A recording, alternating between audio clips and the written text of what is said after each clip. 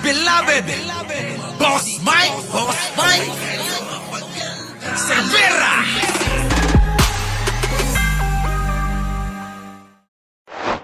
Magandang umaga, magandang hapon at magandang gabi sa mandako ng mundo. Naroon kayo. Siyempre, magandang buhay na rin para sa ating lahat. So, eto na mga kababayan, ang ICC nagpahayag na. Nagpahayag na sa mga nangyaring investigasyon sa Kamara.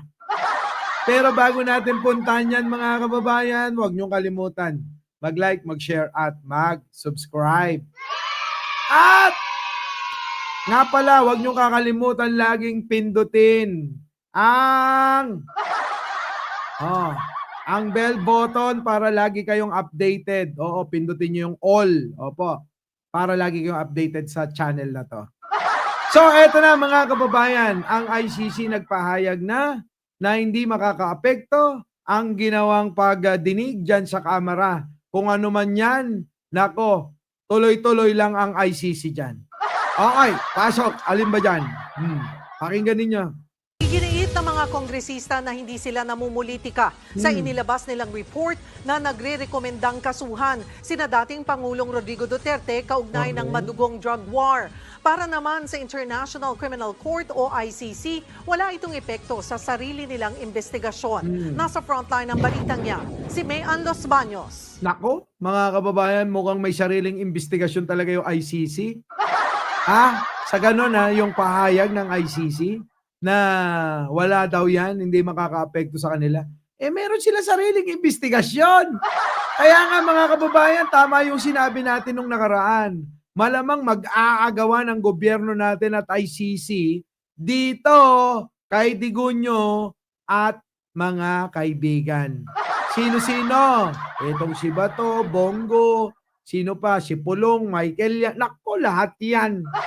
Sana nga, Sana nga maubos na yung mga yan, tuloy. Nanindigan mismo si Quad Committee Chairman at Surigao del Norte 2nd District Representative Ace Barbers na walang halong politika ang rekomendasyon nilang kasuhan ng crime against humanity si dating Pangulong Rodrigo Duterte at ilan niyang kaalyadong nadadawit sa war on drugs. Siyempre mga kababayan, kasi naiipit na sila. Wala nang ibang dahilan, alibay, katwiran sa mga ganitong pagkakataon ng mga naiipit na mga individual. Kung hindi, sasabihin nila, pamumulitika yan. Kung hindi ba naman mga engot na to, politika tong pinapasok nila tapos sasabihin nila pamumulitika. Talagang ganon. Pamumulitika, politika yan. Lahat politika usapan dyan. So kung etong ginagawa nila mga kababayan, kahit na nasa ayos, nasa tama, kahit na sandamuka lang ebidensya, ang alibay, katwiran, dahilan, pamumulitika. Di po ba? Yan, iisa lang ng mga linyahan. Linyahan ni Sara, ni Bato, ni Bongo, may paiyak-iyak pa. Oo, iyakin din pala, parang si Bato, nag-iiyakan sila, mukhang sinunod ako ni Bongo. Bakit? Nung nag-iyak si Bato, tumaas rating niya. Nung nawala na, bumaba na uli, 13 na. Si Bongo nasa kulelat. Abangan natin, baka sa pag-iyak niya, umangat na siya.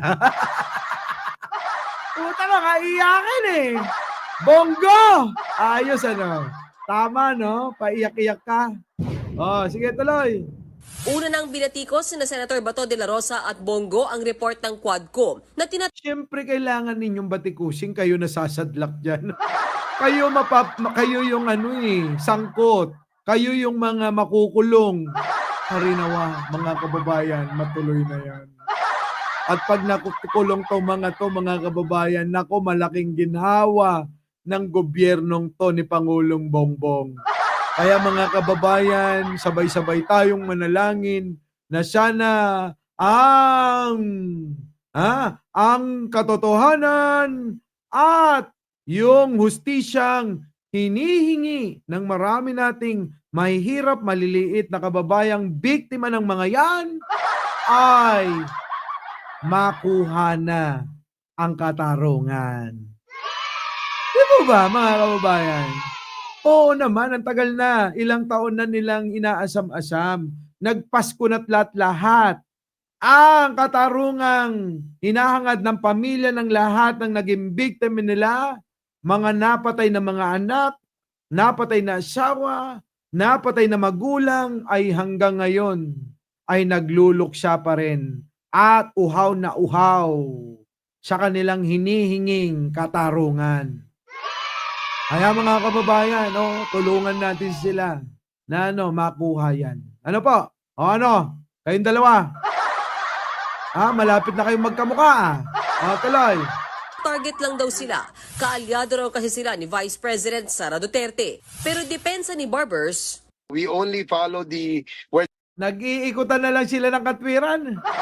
Di ba? Dahil kasi kalyado kami ni Sara, dahil kampi kami kay Sara, kaya kailangan, damay kami sa kaso nila. Putik na yan, ang linaw-linaw na tinuturo kayo ng karamihan. Na kayo talaga ay sangkot dyan, tapos gusto nyo, ligtas kayo.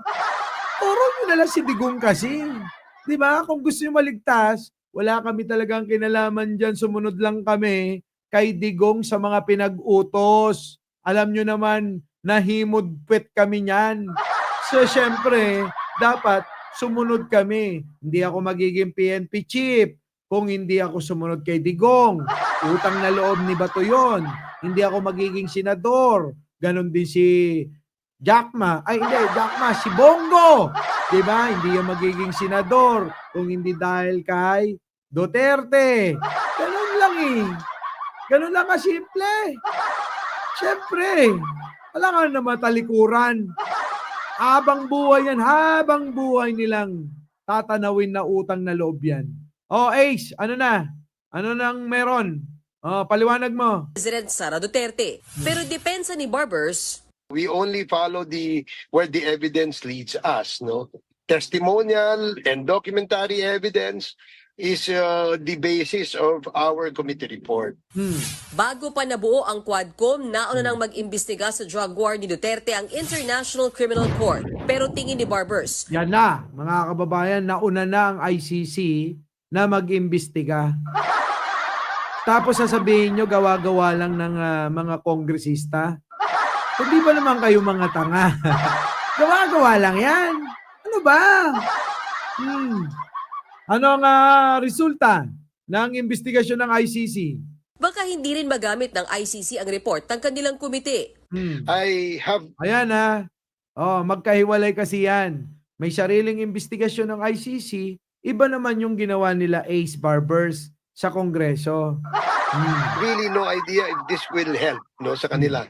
Tayo ay sumusunod lang dun sa polisiya na ibinigay ng ating Pangulo na tayo po ay hindi membro ng ICC. Nako, ayan mga kababayan, maliwanag yan.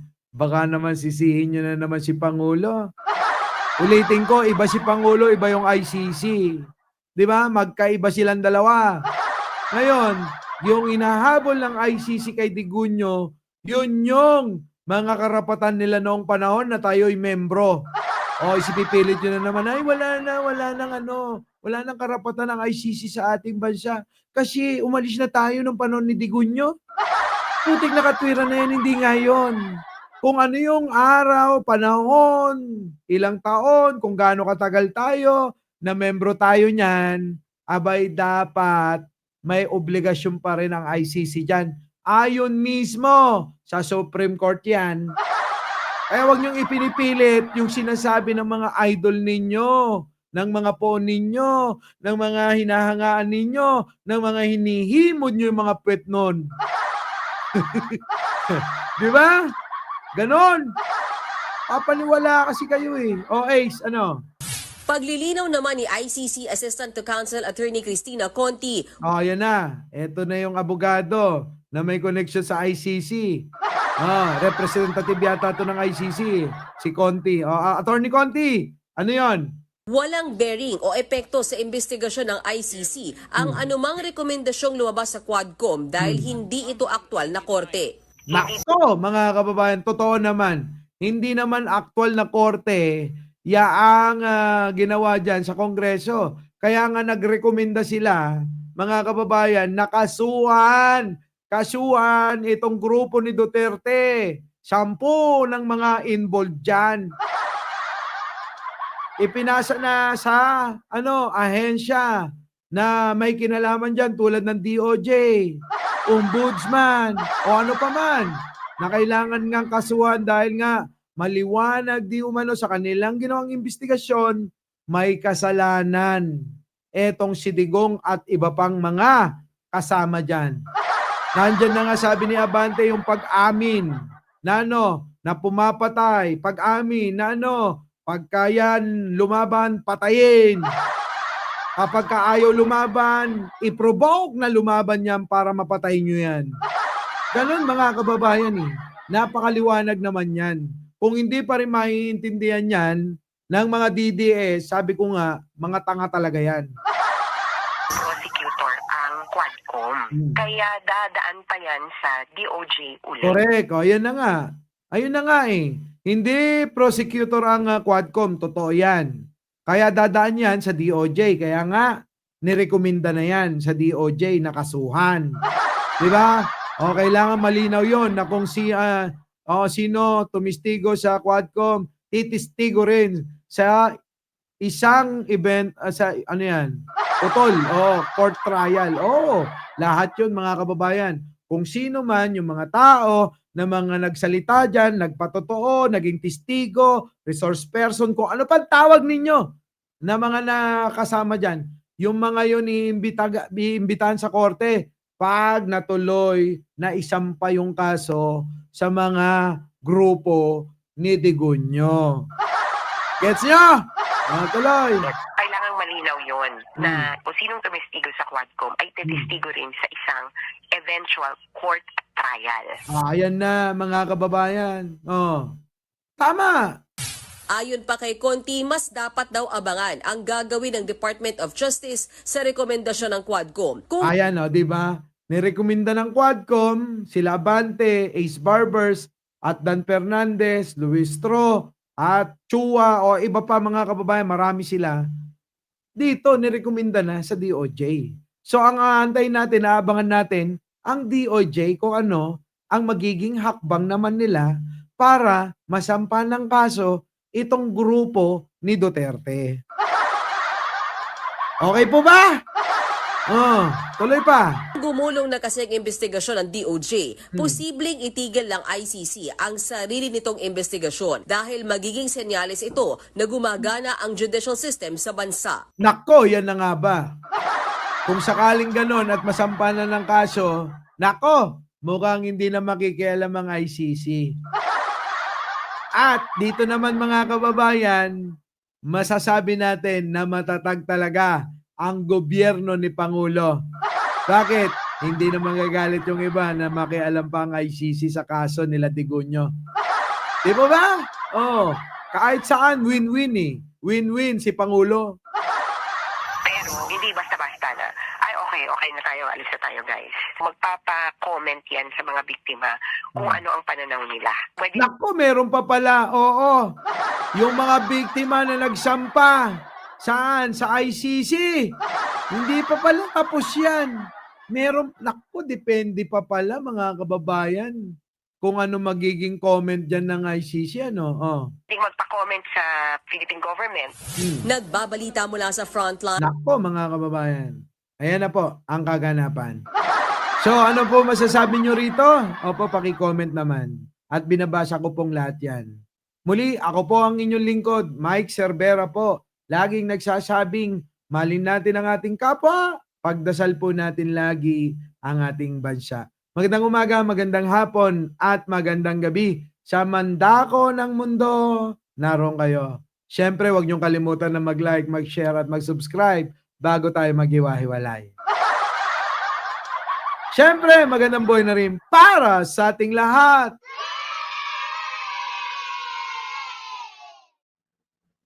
Our beloved Boss Mike